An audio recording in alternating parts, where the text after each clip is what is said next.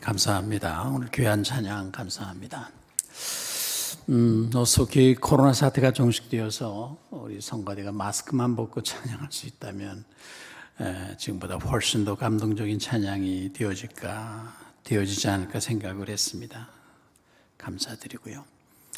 오늘 이렇게 귀한 주일 강단에 제가 이 강단에 설 수 있도록 초대해 주신 우리 담임 목사님과 또 당회 앞에 깊은 감사를 드립니다. 수년 전 3.1운동 100주년 기념 집회 때 참석해서 말씀 전한 기억이 있습니다만은 주일 오전 예배 때 말씀을 전한다는 것은 쉬운 일이 아닌데 이렇게 불러주셔서 진심으로 감사를 드립니다. 한 인물이 역사의 무대에 서게 되었을 때에 그가 행하는 첫마디 말이나 연설 또는 행동은 매우 중요한 의미를 내포하고 있습니다. 그의 첫 번째 말이나 첫 번째 행동을 통해서 앞으로 그가 행할 그 무엇인가 방향과 어떤 의미를 상징적으로 포함시켜서 전달하기 때문입니다. 예수님께서 이 세상에 오셔서 행하신 첫 번째 말씀은 회개하라 천국이 가까웠느니라는 말씀이었습니다. 예수님이 이 땅에 오셔서 행하신 수많은 기적 가운데 첫 번째 이적은 가나 혼인잔치에서 물을 포도주로 변화시켜 주신 일이었습니다. 왜 주님은 그분의 첫 번째 이적을 가나 혼인잔치에 가셔서 행하셨을까요? 유교는 제사짓과 같고 불교는 조상짓과 같고 기독교는 잔치짓과 같다고 했습니다. 교회는 언제나 찬양하는 소리, 감사하는 소리, 주의 은혜와 사랑의 감격에서 웃음 지는 그 소리가 넘쳐나기 때문에 교회는 언제나 잔치집과 같은 기분이 듭니다. 기독교는 잔치하는 종교입니다. 영원한 구원과 평강과 즐거움이 넘쳐납니다. 그래서 기독교는 모든 종교 중에 기쁨의 종교요, 축제의 종교라고 할 수가 있습니다. 혹자는 말하기를 불교는 깊이 들어가면 들어갈수록 허무해지고 유교는 깊이 들어갈수록 완고해지고 기독교는 깊이 들어갈수록 기쁨이 충만해지고 즐거움이 넘친다는 말을 했습니다. 예수님이 우리의 삶에 영원한 구원을 주시고 기쁨과 평강을 주시기 위해서 이 땅에 오셨기 때문에 그 예수님이 계신 곳, 예수님이 임하신 곳, 예수님을 모시고 함께 교제하는 하나님의 교회는 언제나 혼인잔치와 같이 거기에 사랑과 기쁨과 감사, 찬양하는 노래가 언제나 있습니다. 오늘 여러분과 함께 가나 혼인잔치에 행하신 우리 예수님의 첫 번째 이적이 갖는 의미에 대해서 몇 마디 말씀을 드리려고 합니다. 먼저 우리가 주목해 보아야 할 것은 이 포도주 떨어진 잔치집입니다. 어느 날 예수님과 그의 제자들이 초대를 받아 나사렛에서 얼마 떨어져 있지 않은 가나 혼인잔치에 참석을 했습니다. 그곳에는 많은 사람들이 북적였습니다. 그들은 모두가 잔치집에서 기쁨을 맛보고 사랑과 행복을 체험하고 배부름을 얻기 위해서 그 잔치집에 참석을 했습니다. 그런데 그 잔치집에 예수님이 가셨을 때에 뜻하지 않은 문제가 발생을 했습니다. 잔치집에서 가장 중요한 포도주가 떨어진 것입니다. 그것은 너무나 매우 잔치집의 입장에서는 매우 충격적인 일이었습니다. 여러분, 잔치집에 있어서 포도주란 무엇입니까? 잔치집에 반드시 있어야 할 일이 음식이 있다면 그것이 무엇이겠습니까? 성경에서 포도주는 언제나 기쁨과 만족과 즐거움의 상징이었습니다. 잔치집에 기쁨과 춤과 노래를 가져다 주는 것은 포도주였습니다. 그러므로 잔치집에서 포도주가 떨어졌다는 것은 무엇을 의미하는 것이겠습니까? 그것은 기쁨이 떨어지고 만족이 떨어지고 사랑이 바닥났다는 그것을 의미할 것입니다. 그것에 많은 사람들이 북적이고 있었습니다. 모두가 기쁨을 맛보기 위해서, 배불리 먹기 위해서, 즐거움을 만끽하기 위해서 그곳에 왔습니다. 그런데 뜻하지 않게 그곳에 기쁨이 끝이 났습니다. 포도주가 떨어졌습니다. 그래서 사람들에게 낭패와 실망을 안겨주게 되었습니다. 여러분, 포도주 떨어진 잔치집은 우리들에게 무엇을 보여주는 것입니까? 포도주 떨어진 잔치집. 이것은 예수님께서 이 세상에 오셨을 때의 인생들의 공허한 삶의 모습을 보여주는 것입니다. 예수님이 이 세상에 오셨을 때의 인생들의 삶이 무엇이 어떠했는가? 예수 없는, 복음이 없는 인생의 모습, 그것을 보여줍니다. 예수님께서 이 세상에 오셨을 때 사람들의 삶은 포도주가 떨어진 잔치집과 같이 되어 있었습니다. 사람들의 삶에는 구원의 기쁨과 즐거움, 생명의 능력이 메말라 버렸습니다. 진정한 즐거움, 진정한 만족, 감사도 없었습니다. 그 심령의 사랑의 샘이 메마르고 인생은 공허함과 허무로 가득했습니다. 정치도 있고 종교도 있고 지식도 있는데 제도도 있는데 인생의 기쁨과 희락이 떨어졌습니다. 말랐습니다. 인생의 진정한 만족과 기쁨이 없으므로 사람들은 허전해졌습니다. 그들이 얻고자 하는 기쁨과 만족을 어디에서도 찾을 수가 없었습니다. 포도주 떨어진 인생. 그것이 예수님이 이 세상에 오셨을 때의 우리의 모습이었습니다. 뿐만 아니라 그 포도주 떨어진 잔치집은 당시의 전통과 형식만 남아있던 유대 종교의 실상을 보여주는 것입니다. 다시 말하면 유대교의 종교가 어떠했는가를 예수님은 포도주 떨어진 잔치집의 모습을 통해서 보여주셨습니다. 그 잔치집에는 6개의 돌 항아리들이 그 속에 있었습니다. 그 돌 항아리가 뭐냐? 유대교의 상징물입니다.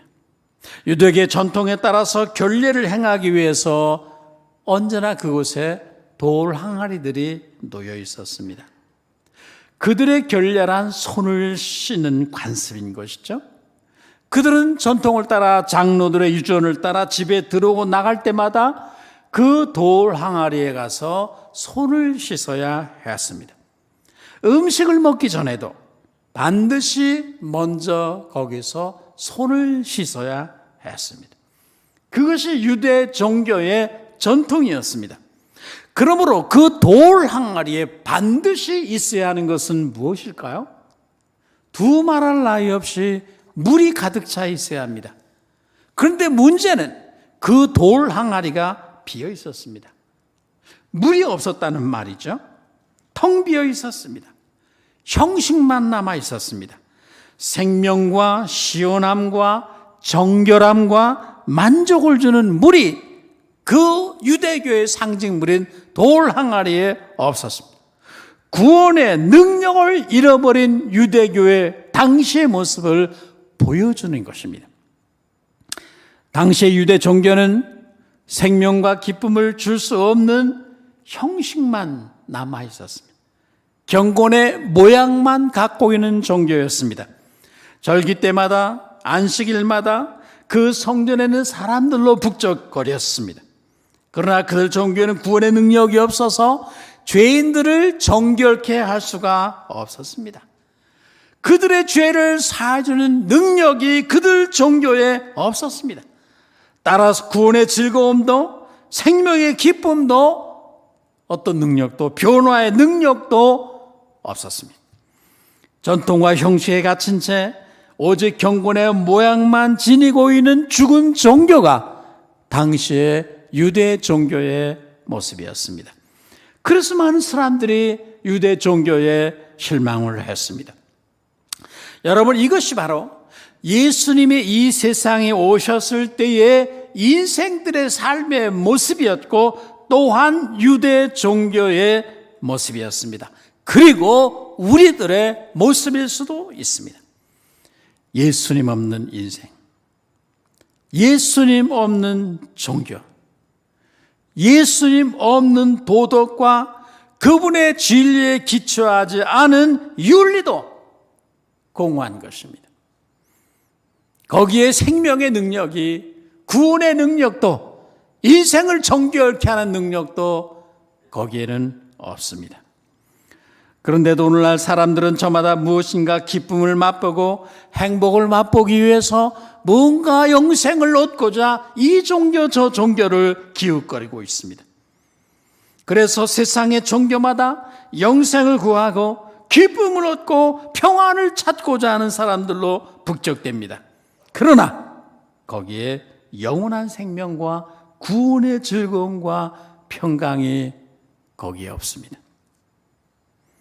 여러분, 오늘 우리의 삶은 어떠할까요? 오늘 우리들의 삶은, 여러분의 삶은 혹시나 포도주 떨어진 잔치집과 같이 되어 있지는 않습니까? 경건의 모양은 지니고 있는데 진정한 경건의 능력이 오늘 우리 안에 있는 것입니까? 오늘 나에게 바닥난 것이 있다면 무엇입니까? 어떤 사람은 구원의 즐거움이 떨어졌고 어떤 사람은 첫사랑의 기쁨을 잃어버렸습니다. 어떤 사람은 경건의 능력이 상실되었습니다. 신앙의 생활의 기쁨과 감사가 떨어졌습니다. 인생의 실학이 메말랐습니다. 축복이 바닥나버렸습니다. 그런데도 많은 사람들이 자신의 인생에서 포도주 떨어진 것을 모르고 삽니다. 생수의 강이 그 심령 속에서 말라버렸는데, 떨어졌는데, 영적인 가뭄이 임했는데 모르고 있습니다. 그래서 많은 사람들에게 실망과 낭패를 안겨주게 됩니다.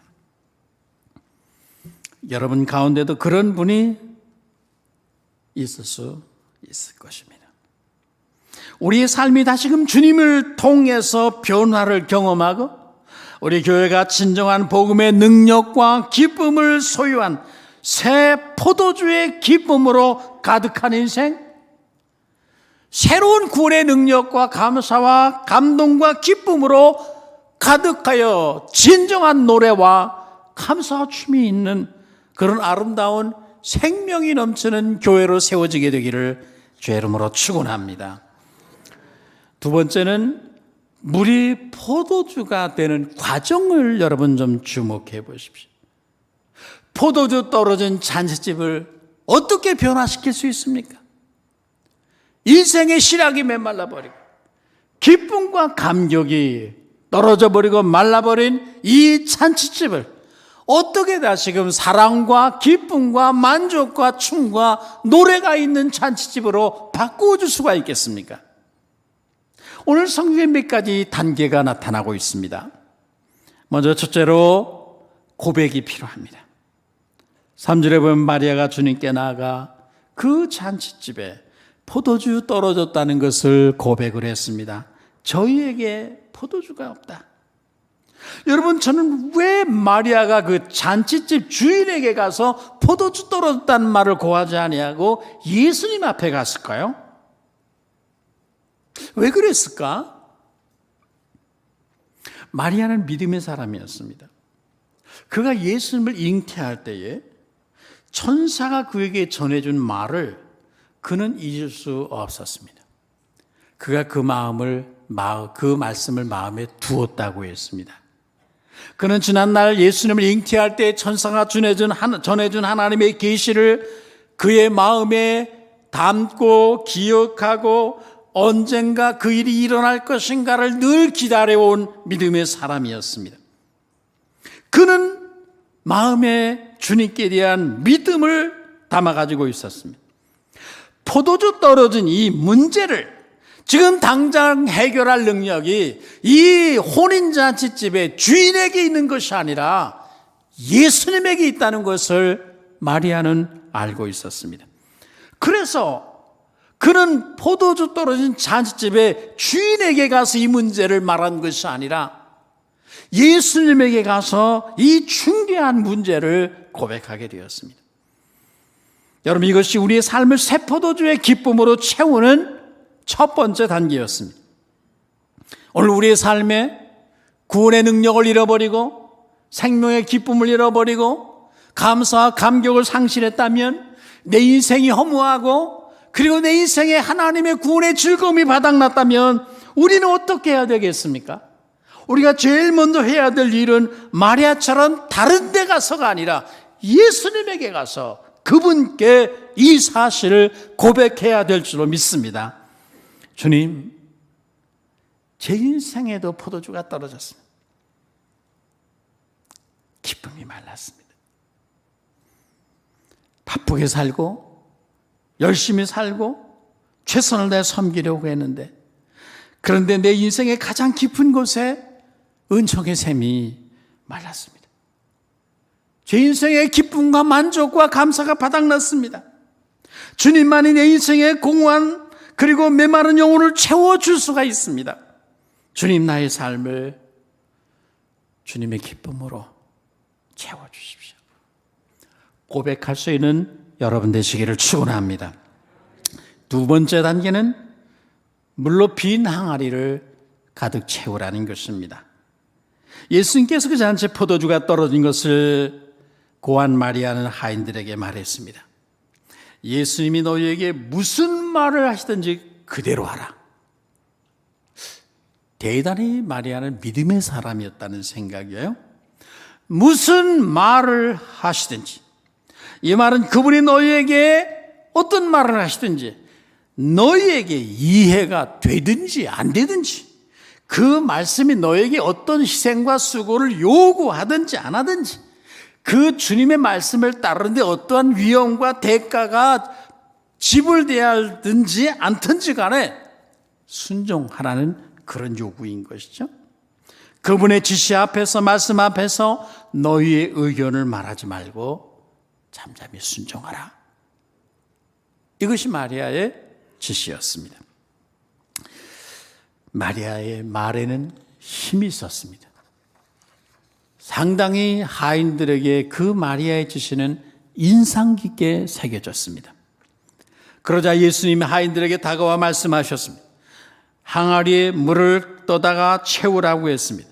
이것이 예수님이 포도주 떨어진 인생을 하늘의 기쁨으로 채워주시는 두 번째 단계였습니다. 여러분, 우리는 두 가지로 우리의 텅 빈 인생을 채워야 합니다. 물과 그리고 성령입니다.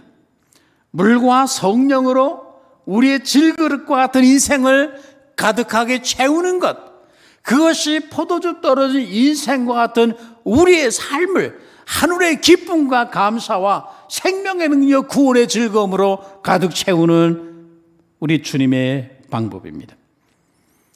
물. 요한복음에서 물은 무엇을 의미하나요? 예수님은 니고데모를 향해서 내가 물과 성령으로 거듭나지 아니하면 이라고 말씀했습니다. 물과 성령으로 거듭나지 아니하면 어떠한 본질적인 변화도 경험할 수 없습니다. 중생의 씨앗을 말씀이라고 말합니다. 새로운 생명을 심어주는 이 역사, 그것은 씨앗입니다. 그것이 바로 중생의 씨앗인 말씀, 그리고 거기에 성령이 임해야 됩니다. 이 두 가지 요소를 통해서 생명의 역사가 일어나게 되어 있습니다.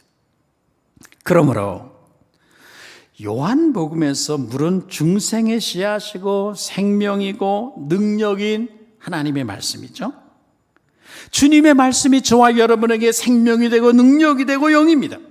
우리를 변화시키는 능력인 다른 지식에 있는 것이 아니라 하나님의 양날선 검과 같은 말씀에 있습니다.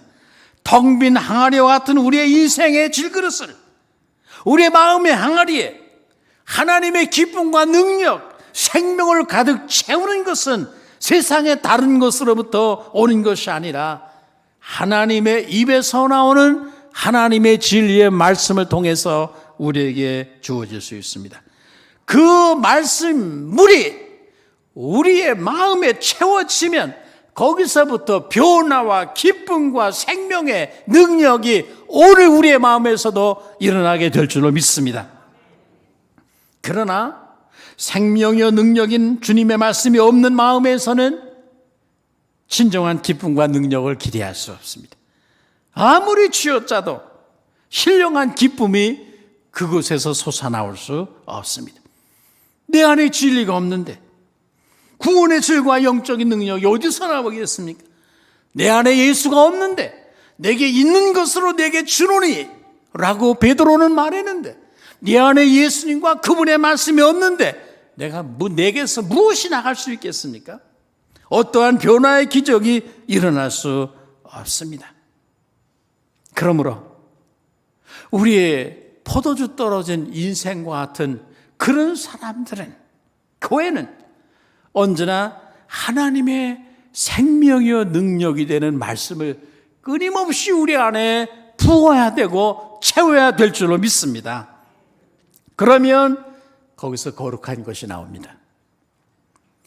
여러분도 아시겠습니다만 전에 TV를 보니까 탤런트 정영숙 권사인가요? 그분이 신구약 성경을 벌써 오래전인데 1,000번 읽었다는 그런 말을 하더라고요. 드라마를 녹화하는 장소에서도 그분은 언제나 성경을 갖고 다닙니다. 조금만 틈나는 시간이 있어도 거기서 성경을 펴서 읽는다고 합니다. 그분의 삶에 가득한 기쁨과 만족과 행복은 어디서 나오는 것일까요? 물질이겠습니까? 연기자로서의 인기에서 오는 것입니까? 연기 생활로부터 만족이 나오는 것입니까? 그의 심령 속에 넘쳐난 기쁨과 사랑과 만족은 세상은 이해하지 못합니다. 세상이 알 수도 없는 것입니다.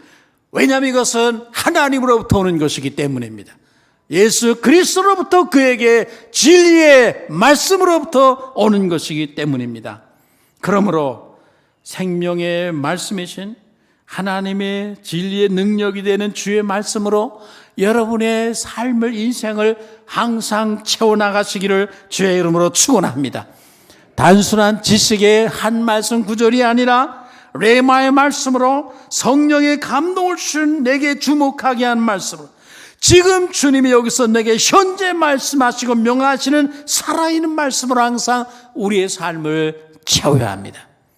말씀에 대한 갈망, 아구까지 찰 때까지 하나님의 생명의 말씀을 끊임없이 우리의 마음에 품는 여러분 되시기를 축원합니다. 아주 오래전에 제가 한 성일교회 부임하고 얼마 후에 한 20년 전 된 것 같습니다. 저희 교회에서 중국의 운남성 소수민족 중심지인 그곳에 5명의 선교사를 파송을 했습니다. 제가 의료 선교팀을 데리고 갔는데요. 벌써 20년 전만 해도 워낙 악후됐기 때문에 산속에서 한 7시간, 8시간을 걸어서 의료팀에 와서 생전 처음, 일생 처음으로 의사를 만나고 약을 먹는 사람들이 있더라고요.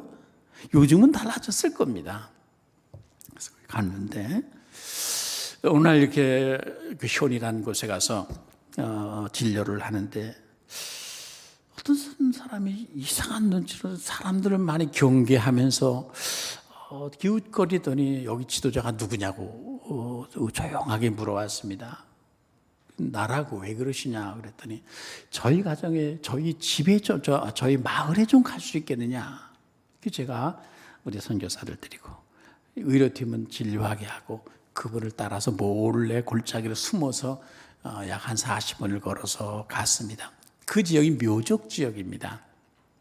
묘족은 12개의 마을이 산속에 흩어져 있더라고요. 16개의 마을이.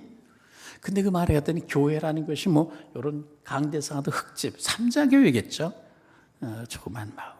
거기 갔더니 닭을 잡아가지고 대접을 했습니다. 다 다 먹고 나서 저희를 왜 부르느냐? 그랬더니 중국 당국이 이제 그 당시에만 해도 창세기와 계시록은 아예 읽지도 못하게 하고, 그들은 소수민족이니까 성경 자기 나라 글로 된 성경책이 없어 이제 한문을 배워야 되는데 한문 성경이 필요하다는 거예요. 그래서 선생님들이 크리스찬이라는 말을 듣고 성경책을 좀 보내달라고 요청하기 위해서 이렇게 모셨습니다.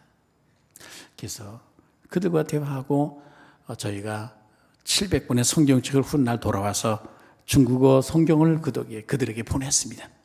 그 마을에서 다시 밤중에 몰래 6시쯤 이렇게 의료팀 있는 곳으로 숨어서 돌아왔습니다. 근데 그 이상한 사람들이 좀 모여서 수근수근대고 있었어요.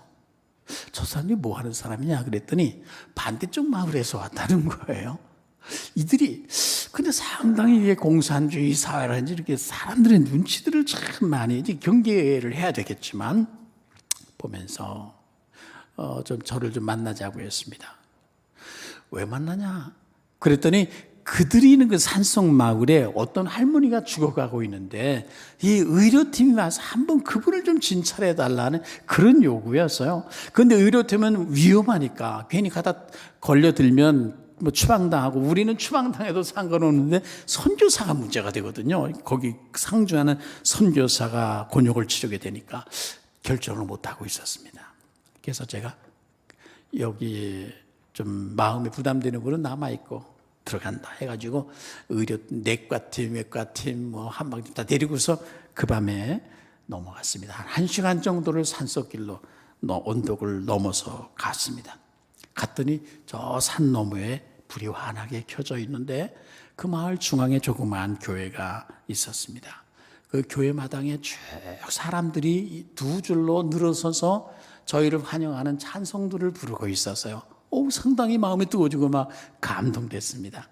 이 교회 안에 딱 들어갔더니 저희 앞에 제가 이렇게 앉았는데 보이차를 갖다 주고 오셨으니까 우리가 먼저 하나님을 예배하자고 그래서 좋습니다. 그렇게 했더니 이제 그들이 묘족이 지난날 중국 황제로부터 더 핍박을 받고 산속으로 쫓겨난 민족이기 때문에 노래를 굉장히 잘해요.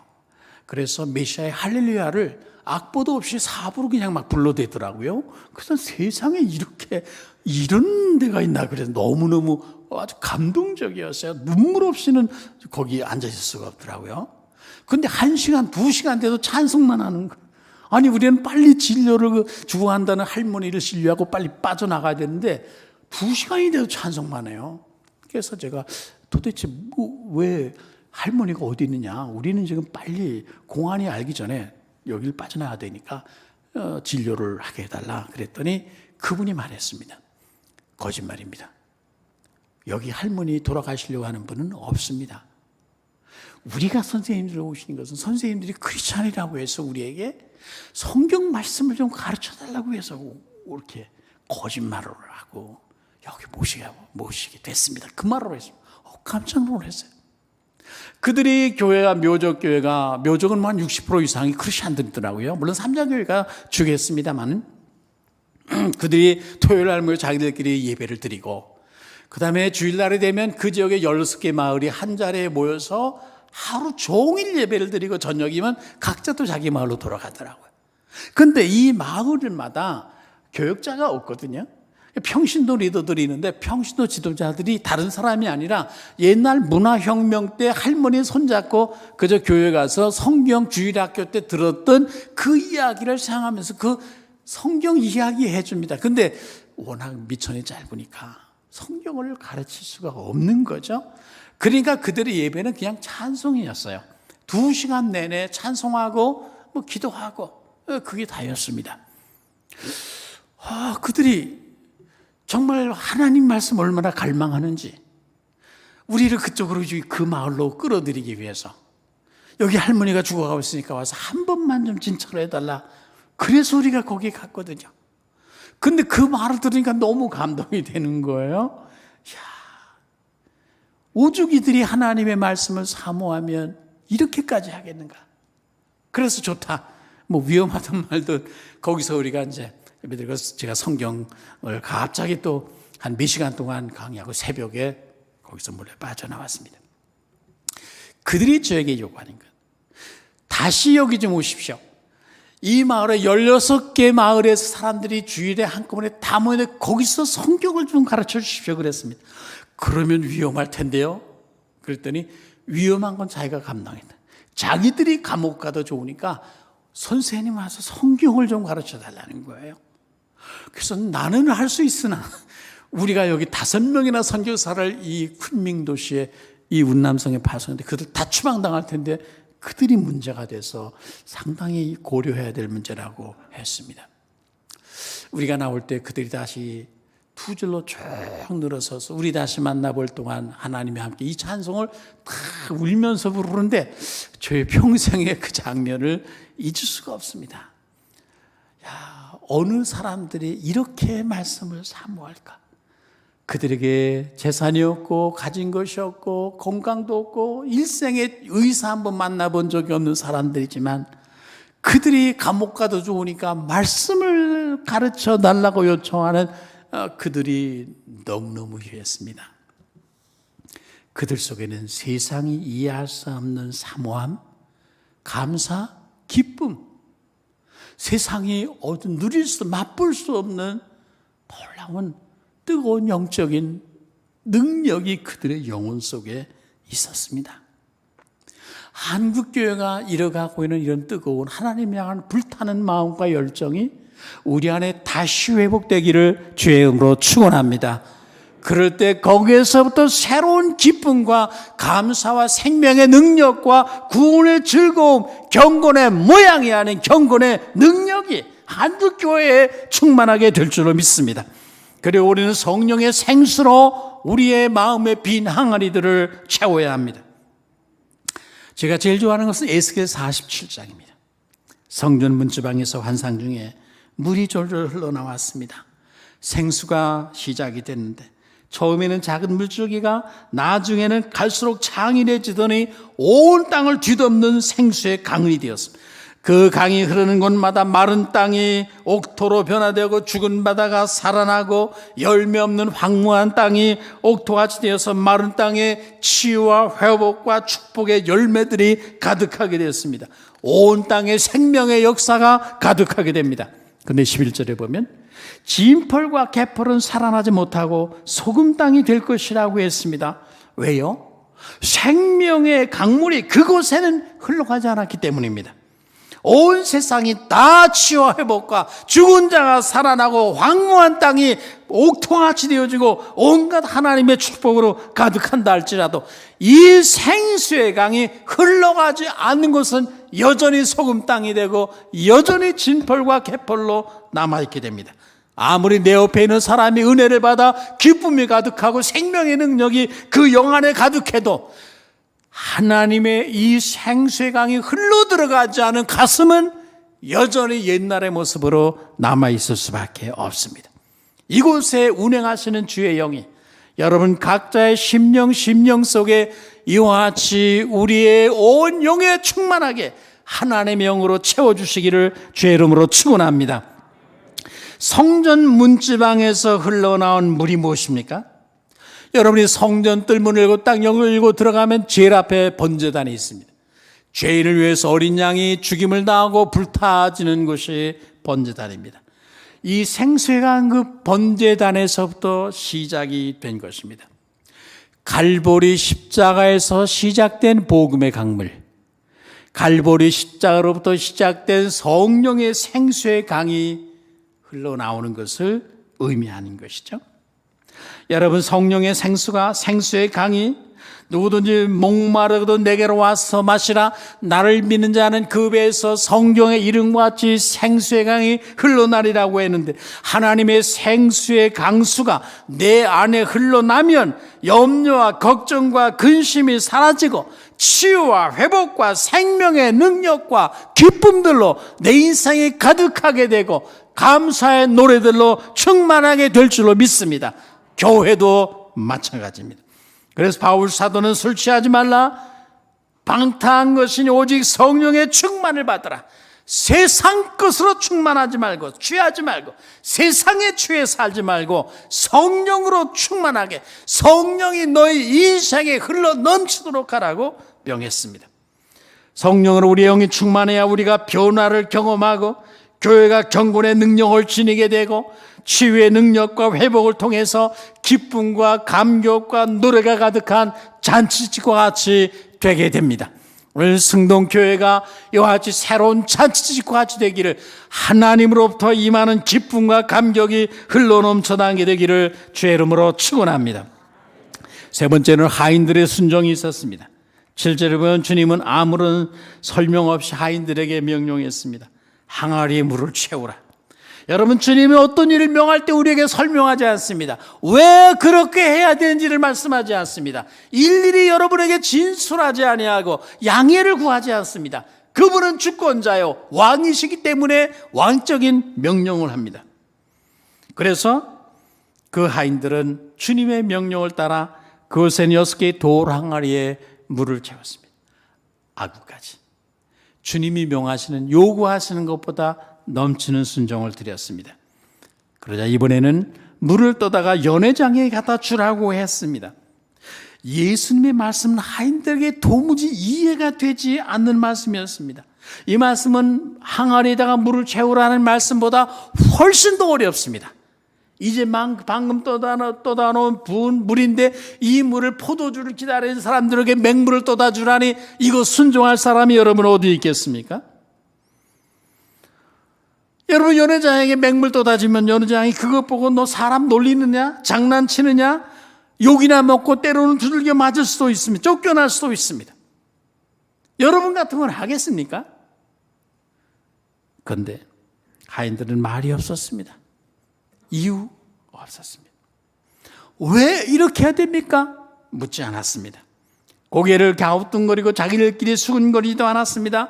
그들은 그대로 했습니다. 사람들이 아니 왜 물을 떠다 여기다 붓는 거야? 라고 말할 때 예수님이 그렇게 명했습니다라고 대답했을 것입니다. 그들이 그 물을 떠다가 연회장에 가지고 갈 때 사람들이 아니 왜 포도주를 기다리는 사람이 왜 그 물을 왜 떠다 주는 거야? 라고 말할 때 그들은 뭐라고 말했을까요?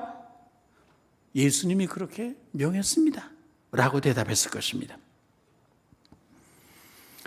하인들이 논리가 없어서 순종했을까요? 몰라서 순종했을까요? 얼마나 황당했겠어요.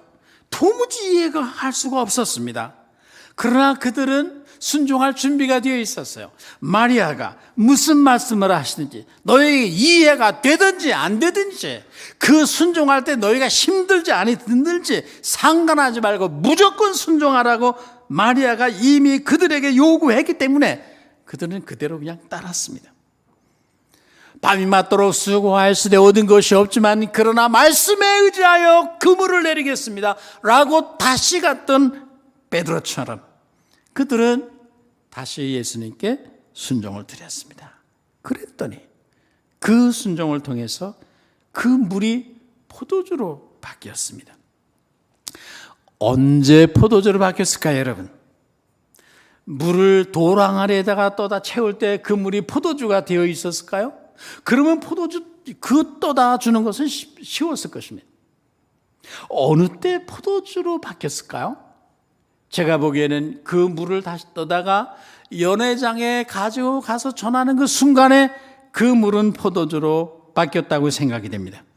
왜냐하면 성경에 나타난 모든 이적들은 다 믿음과 순종의 끝자락에서 일어나는 것이거든요.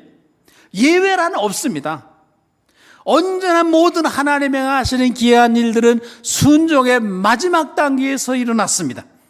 여리고 성이 무너질 때도 마지막 7바퀴를 돌고 함성을 지르자 조금 전까지 아무 일도 없던 일이 무너져 버렸습니다. 나만의 문둥병이 7번 요단강에 들어갔다가 나오니까 6번째 들어갈 때도 아무 일도 없었는데 마지막 순종이 최종적으로 드려지자 그때 치유가 일어났습니다. 여러분, 주님의 말씀, 그 말씀에 대한 순종은 복락의 수레라고 말합니다. 우리에게 하나님의 축복을 가져다주는 수레가 된다는 말이에요. 이 진리의 말씀을 읽고 듣고 행하는 자마다 복이 있다고 했습니다.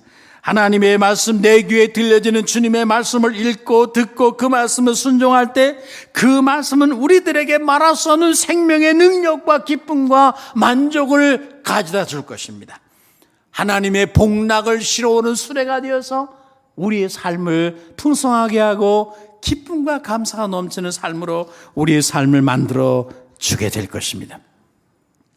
세 번째로 여러분은 더 좋은 포도주가 넘치게 된 잔치집에 대해서 주목을 하셔야 됩니다. 하인들이 불가능한 상황 속에서 순종을 드렸을 때 어떤 일이 일어났습니까? 6개의 돌 항아리에 가득한 물이 순종이 드려질 때마다 포도주로 바뀌는 역사가 일어났습니다. 처음에 한번 갖다 줄 때 순종이 드려질 때 포도주가 되고 끝났습니까? 아닙니다. 하인들이 계속해서 물을 떠올 때마다 떠다 갖다 줄 때마다 이적은 계속됐습니다. 물은 계속 포도주로 바뀌었습니다.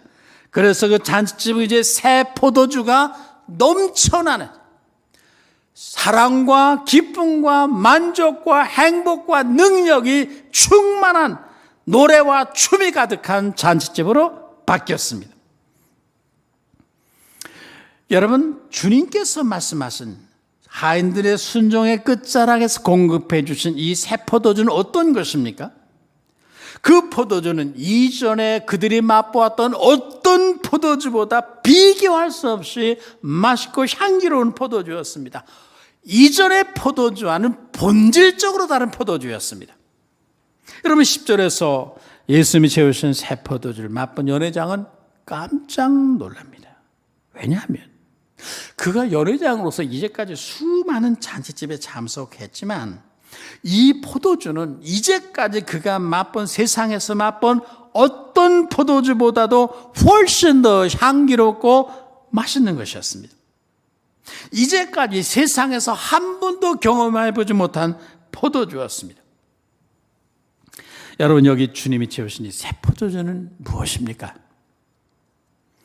이전에 잔치집 주인이 제공했던 포도주가 세상에 주는 기쁨, 세상에 주는 행복, 세상에 주는 만족, 세상에 주는 즐거움을 상징하는 것이었다고 하면 지금 주님이 공급하신 새 포도주는 예수님이 주시는 기쁨, 하늘에서 공급되는 만족, 하나님이 주시는 구원의 능력, 생명의 기쁨입니다.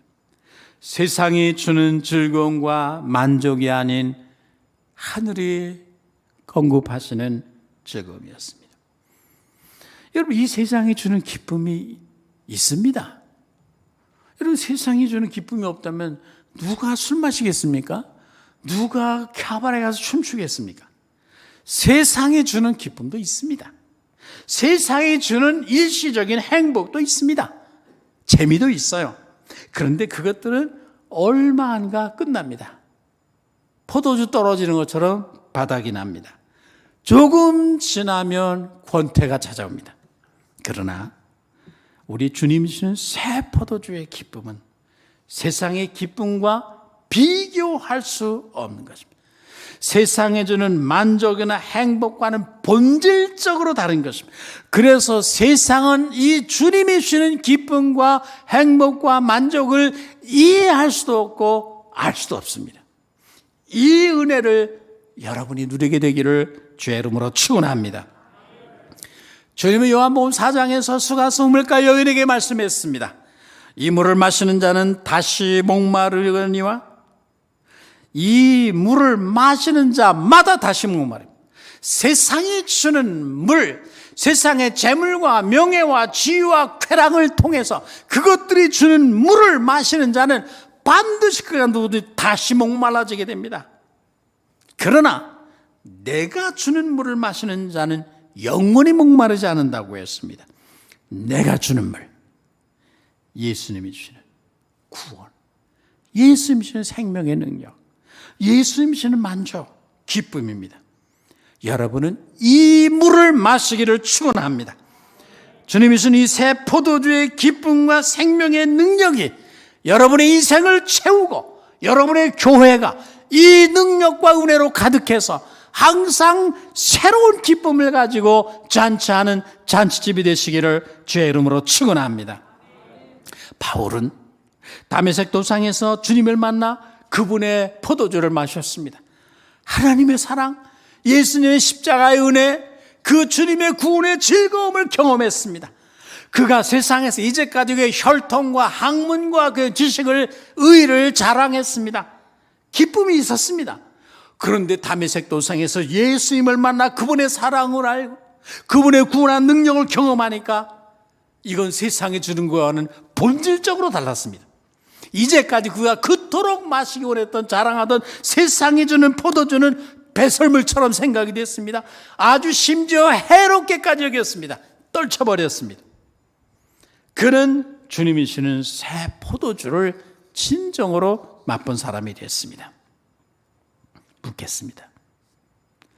우리의 삶에 넘치는 것, 넘치는 기쁨과 만족과 자랑이 있다면 무엇입니까?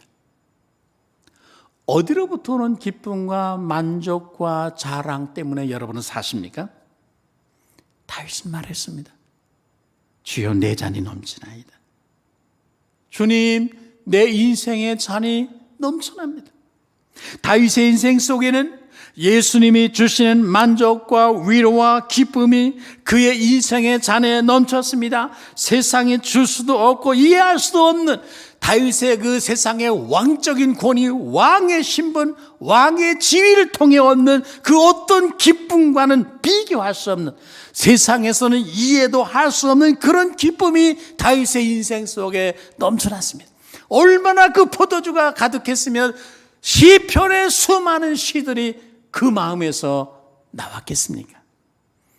시편 기자는 4편 7절에서 주께서 내 마음에 두신 기쁨은 저희의 곡식과 새 포도주에 풍성할 때보다 더하다고 했습니다. 세상이 주는 기쁨과 비교할 수 없습니다. 어찌 예수님이 주는 생명의 기쁨과 감사와 능력을 세상의 명예와 물질과 지위가 주는 것과 비교가 되겠습니까? 불가합니다. 여러분, 아무리 재미있는 소설을 읽어라도 10번 읽을 수 있겠습니까? 같은 소설을? 재미없습니다.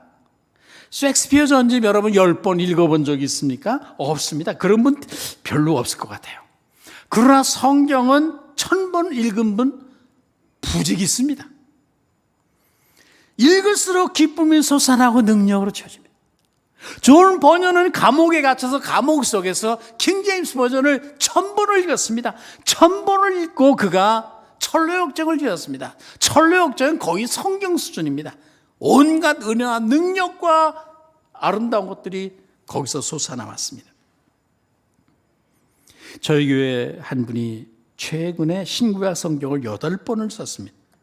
한글로 6번 쓰고 영어 NIV 성경으로 1번 쓰고, 그리고 중국어를 좀 많이 하기 때문에 중국 한문으로, 한자로 또 1번 썼습니다.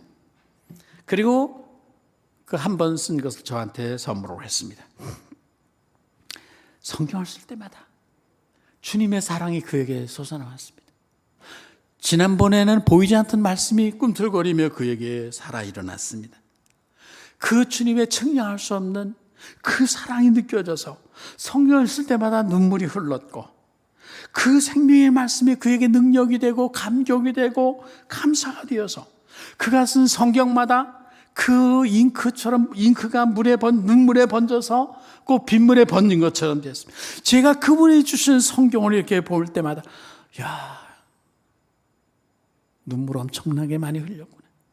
그 성경을 쓰면서 첫 번째 쓴 성경은 그렇게 안 되네. 갈수록 그런 눈물 자국이 가득한 것을 보았습니다. 10절에서 연회장은 그대는 지금까지 좋은 포도주를 두었도다. 세상에 주는 것은 처음에는 좋은 것과 같습니다. 세상에 주는 명예와 존귀와 재물과 모든 것들은 세상은 엄청난 것처럼 달콤합니다. 그런데 갈수록 나빠집니다. 그런데 우리 주님은, 주님께서는 나중에 더 좋은 것이 우리에게 주어집니다. 그리스도 연애의 원칙이라는 것이 있습니다. 여러분, 주님은 언제나 마지막에 좋은 포도주를 내신다는 것입니다. 주님은 좋은 것들을 항상 잔치 끝에 내십니다. 여러분의 인생에 남은 날에 주님이 공급하실 포도주는 지금까지 맛본 것보다 훨씬 더 좋은 포도주들이 될 줄로 믿습니다. 가장 좋은 포도주가 여러분을 위해서, 여러분의 교회를 위해서 남겨져 있습니다. 진리와 성령과 순종을 통해서 주님이 남겨둔 이 최고의 포도주를 맛보고 누리기를 주의 이름으로 축원합니다. 물떠온 하인들만 아는 기쁨의 비밀, 만족과 행복의 비밀이 있습니다. 이 비밀을 여러분의 삶에서도 경험하기를 축원합니다. 그래서 우리의 삶이 포도주 떨어진 그런 잔치집이 아니라 주님이 주시는 새 포도주의 기쁨과 감격과 사랑이 넘치는 그런 인생, 그런 아름다운 교회 되시기를 주의 이름으로 축원합니다. 거룩하신 하나님, 은혜를 감사합니다. 날마다 우리 가운데 더 좋은 것, 더 아름다운 것을 준비하시고 베푸시는 주님, 포도주 떨어진 잔치집과 같이 인생의 시락이 바닥이 나 기쁨과 감사가 끝이 난 그런 경건의 모양만 지닌 우리들이 많이 있는데, 거룩하신 주님, 오늘 우리 가운데 오셔서 여기에 우리 주님의 생명의 능력을 기름 부어주시고 생명의 숨결을 불어넣어주시고 하나님의 진리가 선포되어지고 거기에 성령의 생기의 바람이 불어 들어올 때마다 거기에 놀라운 생명의 역사, 기적의 역사, 새로운 기쁨과 감격이 되살아나고 질병이 치유되고 회복되는 역사들이 일어나게 하셔서 우리들의 인생이 성동교회가 우리 주님으로부터 오는 하늘로부터 임하는 새 포도주로 인해 잔치하는 잔치집과 같이 되어지게 하여 주시옵소서. 예수님의 이름으로 기도하옵나이다. 아멘.